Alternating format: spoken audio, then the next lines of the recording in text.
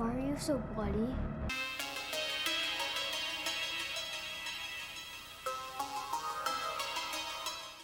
Yo ho ho, you horrible lot. 'Tis the season to be jolly, and therefore we are going to be focusing this month on Christmas-related horror.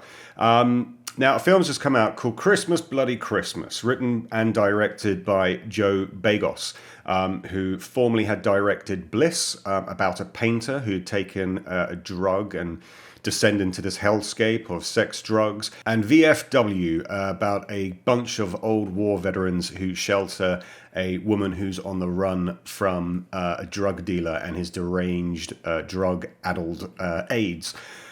It's in that kind of vein, so if you're liking Neon, if you're liking Joel Schumacher style Batman and Robin Neon, then you're going to dig Christmas Bloody Christmas. I think Joe Begos actually has some kind of fetish for neon. All the lights, all the reds of vermilion, all the blues are an azure sky. If you like neon, you're going to love this film. So what is Christmas Bloody Christmas about? Well, it's about a robo-Santa that goes haywire. Ho, ho, ho! Introducing Robo-Santa Plus for the upcoming holiday season.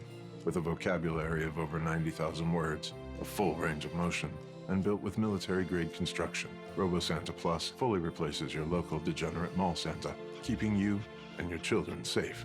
It's Christmas Eve, and Tori, who owns a record shop, just wants to get drunk, but when a robotic Santa Claus goes haywire, she's in a battle for her life. It's a Terminator ripoff, but it's done in this kind of independent spirit. And I would say, don't judge a book by its cover. This is actually quite entertaining. So yeah, the premise is relatively simple. Tori, played by Riley Dandy, plays this record store owner. Once again, it's a very neon-filled record store, specializing in kind of metal. There's this kind of paint on the wall that's saying, Lemmy is God. If you're a Motorhead fan, if you're a fan of any kind of metal as such, you're going to get a lot of dialogue in this. Her colleague, Robbie, played by Sam Dillick, I apologize if I spell that, Dillick? He plays her colleague. She's going on this Tinder date, and he's trying to get her out of this Tinder date. Can I see him? Must be a fucking slut. You get the feeling from their initial dialogue that he kind of has the hots for her, and that might be reciprocated. Literally every other sentence is filled with an expletive. But it actually does, the chemistry between them is really good. I really enjoyed that. They go and see their friends who are in this toy shop, Lana and Jay, and they're planning to stay in the toy shop that night and get up to some, hanky-panky. Tori decides to go to the nearest bar with Robbie. They start drinking, have more conversations about their, the best metal bands that they've had. So far, so simple. We then find out that there's these animatronic, life-size robots in the toy shop that are being recalled. Now, they're being recalled because the firmware of the system, AI, CPU, whatever you want, is a bit glitchy. Whilst Tori and Robbie are in this relatively quiet bar, having a good time, the Santa kind of wakes up. There's no electrical storm. There's no reason why. It's just the firmware. There you go. We have this point of view shot where the Santa is going around. I think they missed the trick here. I think they could have put in the kind of, if you're basically ripping off Terminator, you might as well go full hog in. You might as well just have all the kind of, the red CPU point of view. No, it's just a normal point of view camera. There is actually a great moment where the friend Jay and Lana, they're getting on in this kind of like throne, this snow throne in the toy store. And they're undressing, and he just slaps his face right in her butt crack. Please sit on my face. Whilst doing this and taking her from behind, the Santa comes up with an axe and just like crushes it down, splitting him asunder, splitting him in half. Whereas I thought the film would have had a bit more gore. There is a lot of face chopping going on in here. There's a lot of people being decapitated. There's a kid that gets killed as well, having his kind of like shoulders split. Yeah, as Tori and Robbie are heading back, their kind of chemistry is coming to a kind of point where it's like, hey, we're coming back to my place. If you do, we're just going to watch films, okay? We're not going to be doing anything. Whereas, in the back of the mind, they're going to have the hot, sweaty sex. That was good, so good. They walk past the toy shop where they hear the screams of Lana, but they just kind of put it down to the hanky-panky of before. So they ride off to Tori's place where she's spending it with, she shares the house with her sister and her boyfriend. We don't actually see the sister yet. They're just going upstairs. And yet another conversation about horror movies ensues where they're talking about like sequels and how Pet Sematary 2 is better than the original. And how can you say that? I live just across the road. You want to watch out for that road. The Santa follows them. Now, I don't know if it's targeted these people that were in the shop last. There's no real reason why they've been targeted, but this Robo Santa, the TW Bonkers Santa comes in, is chasing them, is hunting them down. They get to Tori's place, and of course, the inevitable happens. They start ripping their clothes off, and they start having sex. That was good, so good. While the Santa is going towards Tori's house, I think he gets distracted by the overt Christmas lights that are across the road from her, like the neighbor's house. So the Santa goes up there, starts hacking down the door, and just starts killing the family that live there with his axe. You find this weird correlation between Tori and Robbie having sex with the third kill of the Santa. So this guy, he's just woken up, he sees this kind of like, 7-foot animatronic robot in the house and goes, you better get out of here. And the Santa just throws his axe in his back, creating this kind of axe wound, which is kind of focused on in detail whilst Robbie's going down on Tori. It's slightly uncomfortable. I don't see the correlation.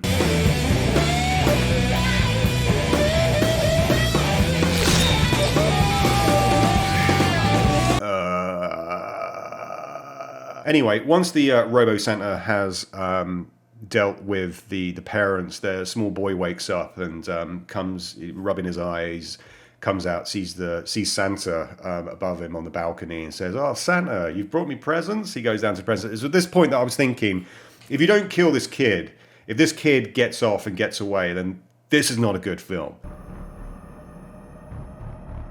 Why are you so bloody? However, the kid does get killed. Tori sees this murder happening from across the street, and she wakes everyone up. She wakes her sister up. She wakes her sister's boyfriend up, and they're like, "We have to get out of here.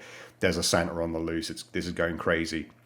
We're introduced to Tori's sister for about 2 minutes before she gets killed by the Robo Santa. And her boyfriend or husband, I'm not sure which. And there's a definite theme running throughout this movie that any character that gets introduced, literally within 5 minutes, they're going to get killed.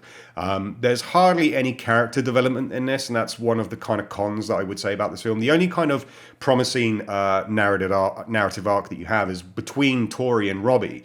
There is dynamic chemistry between them, and I like the conversations that they were having. Now, having said that, I think once again they missed another trick here. Tori and Robbie are kind of getting in Robbie's smashed up car. They want to leave, they want to escape, but they get stuck. The Santa follows them, and this is where he kills Robbie. Now, I was thinking that this was too soon of a kill to have Robbie out of the picture. However, the cops turn up. There's another scene where one of the cops tries to kill the Santa with a shotgun. He's like, it's fine, he's dead. You know he's not dead. Come on, guys. The Santa then kills this police officer, and in which case Tori takes the cop car and peels out of there. She's gone. Other cops from this small town track her down. She's covered in blood, Robbie's blood, her sister's blood, this cop's blood. They initially think that, she's done all these killings, so they arrest her. I don't know how police work in America, but I'm pretty sure that if you have a bloodied woman who's screaming hysterically, you don't just cuff her and then go, right, well, on your way, off you, like the other cops are then off to do something else, who knows. Fucking crime scene. I'll call and have it towed into the station. All right, be safe.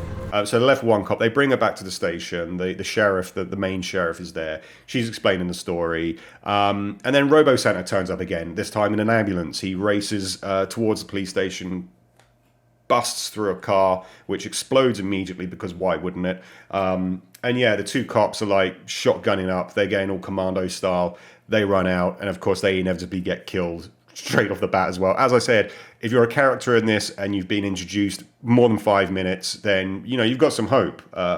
So then it's a showdown between Robo Santa and Tori. Robo Santa comes into the police station.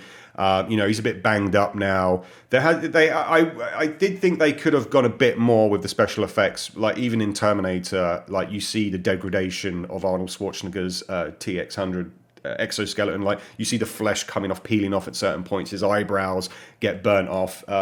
This is just like, you just see this kind of weird green testicle bauble that... And a blue eye. That's pretty much it until a little bit later. So yeah, the showdown then happens in the police station. Tori escapes yet again. We find her. She gets in the ambulance. She drives off, but the Santa hops on the back and she puts on the brakes. Robo Santa goes flying out the windscreen. She then pushes a car, pins him down, creates a rag, puts it in the car's fuel area, ignites it, explodes, and it is very the end of Terminator right here. It's Sarah Connor limping away while the mangled remains of the Robo Santa comes after her. She ends up back at her record shop, and this is really cool actually, even though you can tell there's not much of a budget here for the animatronics at play. They make it work with having the Robo Santa have these like green laser eyes, and you know, this thing is just like stalking her now in the record shop. Its wires are exposed, it's jutting out, kind of sparks. Tori takes the sword from one of the kind of replica models that are in the record shop, and she impales the Robo Santa in the vinyls.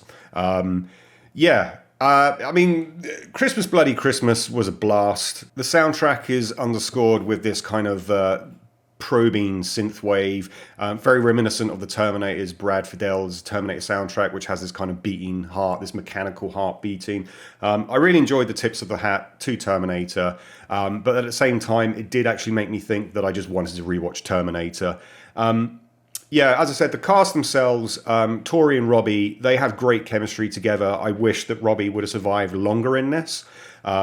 Everyone else pretty much pales in comparison. As I said, if they're in it for more than 2 minutes when they just get instantly killed off. I thought this would have had a good chance of like getting a little band together. Like, you could have the sheriff, who's this mopey, disgruntled sheriff. You could have had, the sister as well, and they could have like had this Scooby gang that come together at the end, and the police station had this kind of all out, very much like VFW in that respect. But it didn't really happen. It's really Tori's story of how she survives the night. But yeah, entertaining. The guy who plays Robo Santa, Abraham Ben Ruby, doesn't seem to have the kind of foreboding clout that, say, like Arnold Schwarzenegger had in Terminator. Like, you can see that he's a big guy, but you just kind of feel like it's a man. They have all these kind of like sound effects when he moves. But in the end, it just looks like a man who's sort of doing a really bad mime. I think there's even one point where he kind of takes a misstep. They've kept that in. I could be completely wrong about that, but his whole presence doesn't really seem threatening as such. The direction is more is in the same vein, I would say, as VFW. There's a lot of shaky cam going on at certain points. Bliss, for example, I've watched both Bliss and VFW, and they're both great films in their own right. I thought Bliss was more the kind of nuanced type of film. This is like all-out action. You know, you have head splattering. But yeah, the gore level in this as well is pretty limited. You do see a lot of people get their faces caved in with axes. You see heads being decapitated. And there's another thing as well that I love. This has probably the most amount of dummies being thrown around. You have the small boy who's been decapitated, his body thrown around like a rag doll. You get the cops that are thrown over an ambulance, and they're the dummies as well. And I love seeing that in certain films. Maybe that's just the kind of the ultra 80s version of like seeing dummies falling from aircrafts or from vast heights. There's just something, it'll either take you out of it, the suspension of disbelief, or you'll just be eating your popcorn and thinking, yeah, this is really good. Overall, as I said, not much gore. As I said, there's not much blood, not much claret on display here. You can blatantly tell that they're rubber masks. There's even one point, I think, where I think it's even Robbie who gets axed in the head, and you just see the flimsy rubber sort of like peeling off his face. But that's got to do with all the kind of 80s exploitative films from the yesteryear. And if you're a fan of that, then you really are going to enjoy Christmas Bloody Christmas. I'm really interested into seeing what the director does next. There are some elements of the film that do feel like padding. As I said, like the conversations between Tori and Robbie are really good, but they go on for a bit too long without any sense to them. They're just there for dialogue, for a bit of exposition.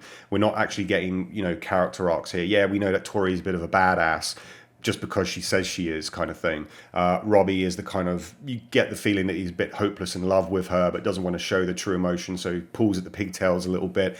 Every other character really is just stock filler to be killed by the Robo Santa.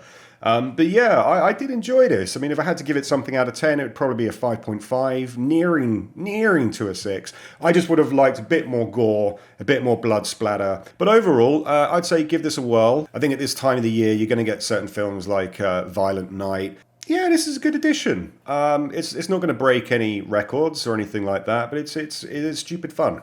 And if you like stupid fun like me, then then you're in for a good time. Okay, well, that was my review of Christmas Bloody Christmas. If you liked what you saw, please subscribe, and I'll be back with the next Christmassy horror. Thanks, bye.